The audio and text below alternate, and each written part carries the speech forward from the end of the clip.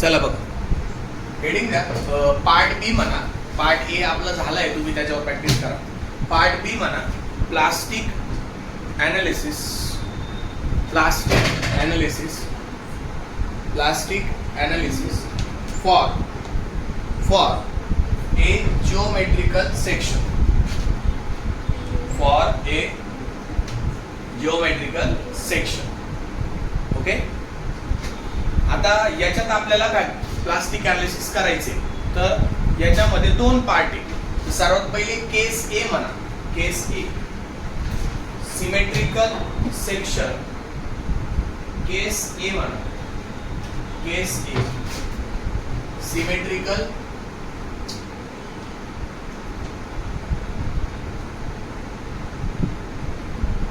केस 1 म्हणा symmetrical section. Symmetrical section having sigma yc is equal to sigma yt. ही केस याला star mark करून ठेवा, तुम्हाला क्वेश्चन मध्ये ओळखताना कळालं पाहिजे. Sigma yc is equal to sigma yt. C for compression, sigma for stress. Compressive stress is equal to tensile stress. T म्हणजे tension, sigma म्हणजे stress, C म्हणजे कॉम्प्रेशन, सिग्मा म्हणजे stress. Compressive stress is equal to tensile stress. हे question मध्ये दिलेलं असतं ही condition. मग ओळखायचं की रे हा या टाइपने आपल्याला सॉल्व्ह करायचं. अवघड काहीच नाही. बघा आपल्याला त्यांनी एक सेक्शन दिलं राहील. आय सेक्शन देतील, टी सेक्शन देतील, गोल देतील, त्रिकोण देतील, चौकोन देतील, स्क्वेअर देतील, काही देऊ शकता, एल सेक्शन देऊ शकता, सेक्शन देतील. आपल्याला सर्वात पहिले काय करायचंय की फर्स्ट स्टेप या.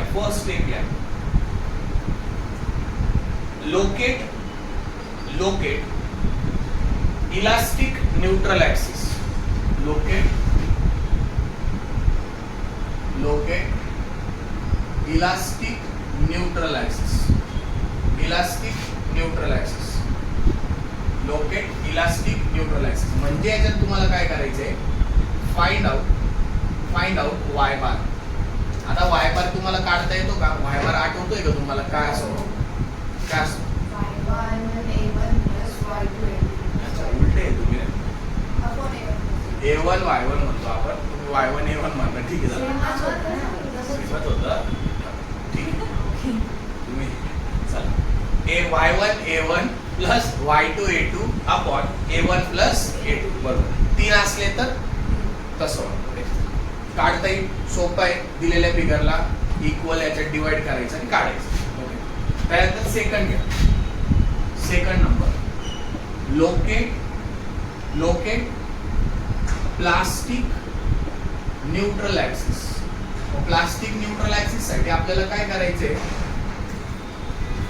Area in compression is equal to area in tension. म्हणजे काय, AC is equal to AT.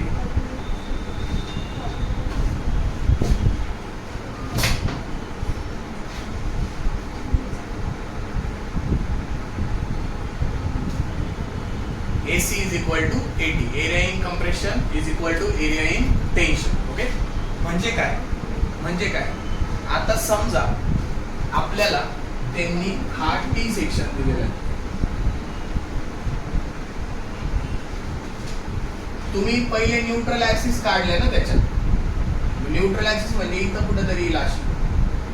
ही झाली तुमची न्यूट्रल ऍक्सिस. हिचं लोकेशन काढलं म्हणजे वरतून कितीला आहे किंवा खालून कितीला आहे असं काढलं. A1 Y1 plus A2 Y2 करू.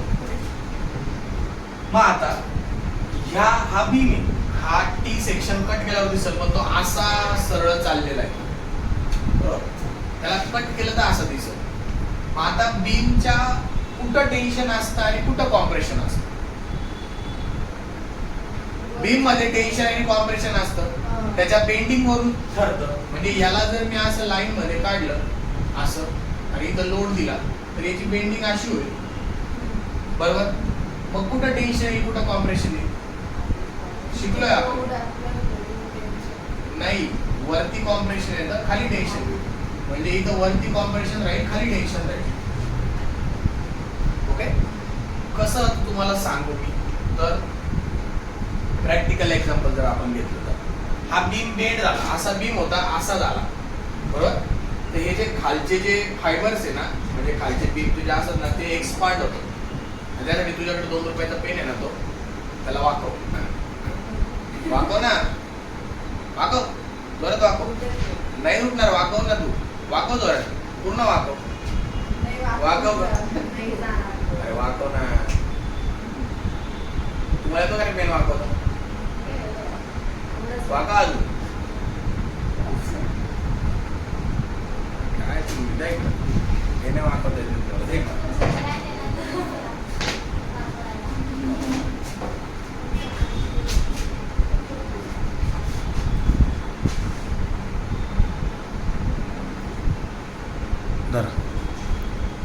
आता काय झालं याच्यामध्ये सांगा, काय दिसतंय बघा ना. त्याला त्याला वाकवलं कशासाठी आपण, ते पांढरं पांढरं झालेलं दिसतंय का, ते काय झालं, ते मोलिक्यूल आहे ना साईडला गेले, त्याच्यात टेन्शन आलं म्हणून ते एक्सपांड झाले. आणि त्याच्या अपोजिट साईडनी तिथं डार्कनेस दिसल तुम्हाला, ते मोलिक्यूल जवळ आलेले. सरळ करा त्याला, सरळ करून घ्या.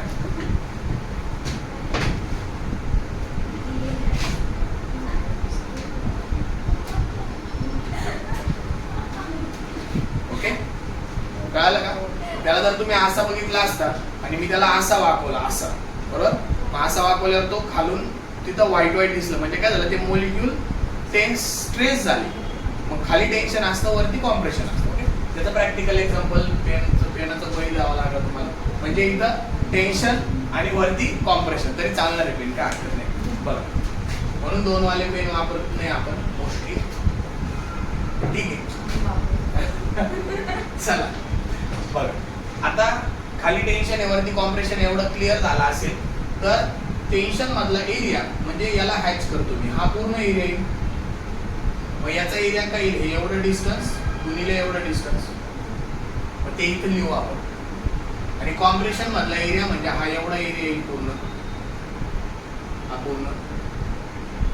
मग त्याचं याचा एरिया काढू, याचा काढू, या छोट्याशा याचा काढू, बरोबर ना. तो इथे येईल. या दोघांना इक्वेट केल्यावर आपल्याला काय भेटेल, प्लास्टिक न्यूट्रल ऍक्सिस भेटेल. क्लिअर इथपर्यंत. दोघं टेन्शन आणि कॉम्प्रेशन साईडचे एरिया आपल्याला काय करायचे, इक्वेट करायचे. एवढंच लक्षात ठेवा, न्यूमेरिकल मध्ये आपल्याला. त्याच्यानंतर नेक्स्ट थर्ड स्टेप मध्ये आपल्याला काय करायचे, find plastic sectional modulus. Plastic sectional modulus. Plastic sectional मॉड्युलसला आपण झेडपी म्हणतो. प्लास्टिक सेक्शनल मॉड्युलस तुम्ही ऐकला असणार आहे मॉसला. काय प्लास्टिक सेक्शनल मॉड्युलस म्हणजे काय, किंवा त्याचा फॉर्म्युला आठवत असेल तुम्हाला, आय अपॉन वाय. एक नंबर. कच्ची बडीशोप खायला सुरुवात करून दिलेली दिसली त्या दिवसापासून. I upon Y. ओके. हा झाला plastic sectional modulus. Sorry plastic elastic म्हणा त्याला, प्लास्टिक इलास्टिक म्हणा, ZE इलास्टिक सेक्शनल मॉड्युलस. आता 4 त्याच्यात आपल्याला काय करायचंय,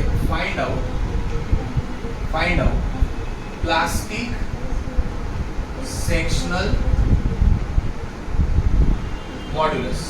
प्लास्टिक सेक्शनल मॉड्युलस. तर बघा, प्लास्टिक सेक्शनल मॉड्युलस कसा काढायचा, तर ZP is equal to area in compression into Y bar in compression plus area in tension into Y bar in tension.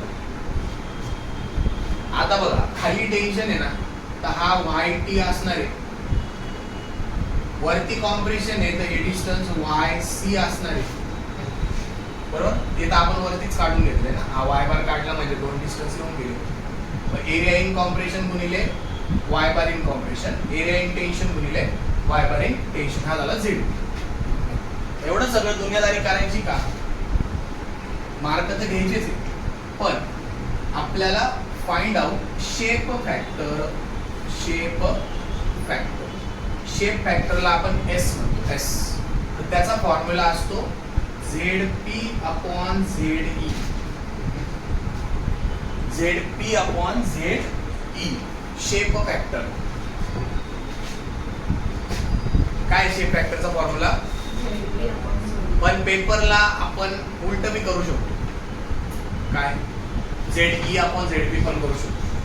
मग असा गोंधळ नाही व्हावं याच्यासाठी शेपचं स्पेलिंग शेवटी काय, पहिले काय येतो म्हणून वरती पी, नंतर काय येतो म्हणून खाली.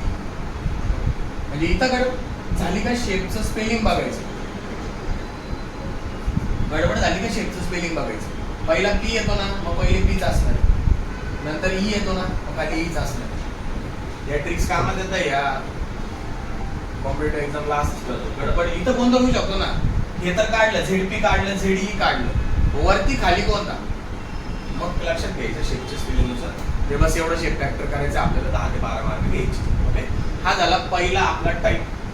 पहिल्या टाईपचं न्यूमेरिकल आपल्याला असं सॉल्व्ह करायचं. केव्हा कसं कळेल की असं सॉल्व्ह करायचंय? स्ट्रेसेसच्या व्हॅल्यू सेम असतात, दिलेल्या असतात, सेम असतात. स्ट्रेसेसच्या व्हॅल्यू सेम असतात. त्यानंतर नेक्स्ट घ्या केस 2. केस 2 केस 2 सेम लिहा. For symmetrical section having sigma yc not equal to sigma y आणि अनसिमेट्रिकल सेक्शन.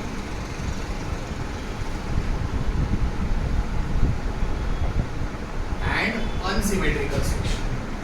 Unsymmetrical section. आता हा जो सेक्शन होता हा सिमेट्रिकल होता का अनसिमेट्रिकल होता?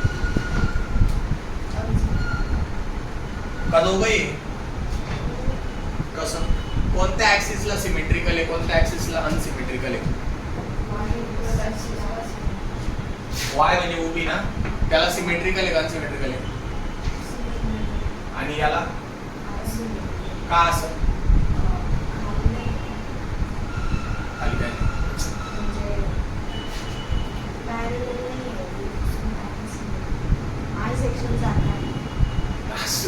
आय सेक्शन सारखं नाही म्हणून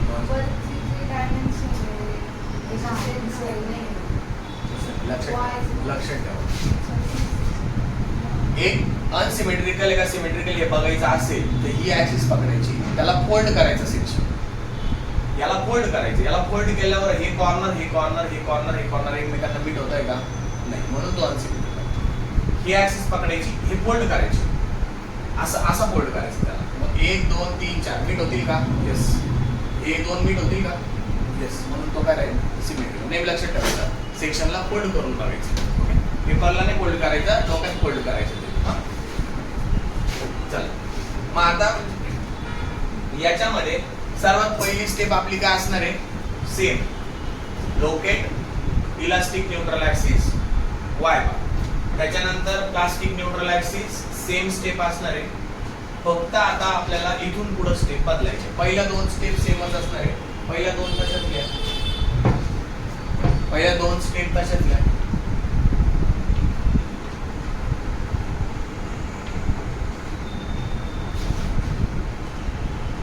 पहिल्या 2 तशाच घ्या. थर्ड मध्ये आपल्याला काय करायचंय? 3 नंबरच्या ह्याच्यात 3 नंबर मध्ये आपल्याला ZE फाइंड आउट करायचा आहे, पण तो दोनदा फाइंड आउट करायचा आहे. ZEC म्हणजे काय? I अपॉन YC आणि ZET म्हणजे काय? I upon YT. म्हणजे सेक्शनल मॉड्युलस कॉम्प्रेशनचा काढायचा, सेक्शनल मॉड्युलस टेन्शनचा काढायचा. त्याच्यानंतर चौथ्या याच्यात आपल्याला मूवमेंट फाइंड आउट करायची. फाइंड आउट इलास्टिक मूवमेंट म्हणजे MY कसा फाइंड आउट करायचा? MY ला पण 2 करायचे. एक कॉम्प्रेशन मधला MY म्हणजे सिग्मा YC इंटू ZEC एक टेन्शन मधला एम वाय म्हणजे sigma Y T into Z E